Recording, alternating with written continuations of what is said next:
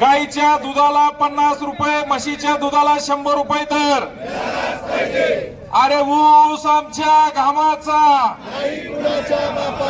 कोण म्हणते देत नाही।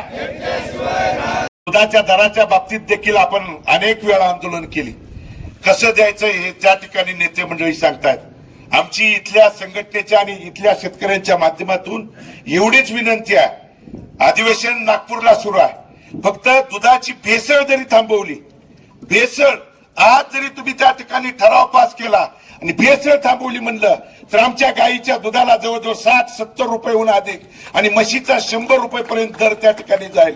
पण तुम्हाला करायचं नाही गेंड्याच्या कातडीप्रमाणे, कधी बहिरं, कधी आंधळं, कधी मुक्क त्या ठिकाणी सरकार फक्त इथं येऊन वेगवेगळ्या भूमिका जर त्या ठिकाणी सांगत असतील, मग पालकमंत्र्यांना इथल्या निवडणुकीमधले एक दिवसाआड यायचा इंटरेस्ट असेल तर आज 4था दिवस इथले उपोषण करते आहेत, जीवाशी त्या ठिकाणी खेळून शेतकऱ्याच्या न्याय हक्कासाठी त्या ठिकाणी झगडतायत, भांडतायत।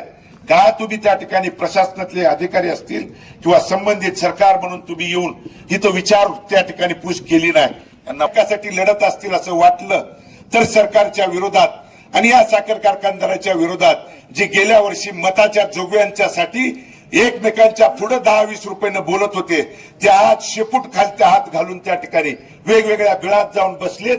ते बाहेर जर काढायचे असतील तर इथला शेतकरी रस्त्यावरती उतरणं त्या ठिकाणी गरजेचं आहे आणि न्याय हक्कासाठी रस्त्यावरती उतरावं ही विनंती समस्त त्या ठिकाणी शेतकरी बांधवांना करतो आणि मी या ठिकाणी थांबतो। धन्यवाद।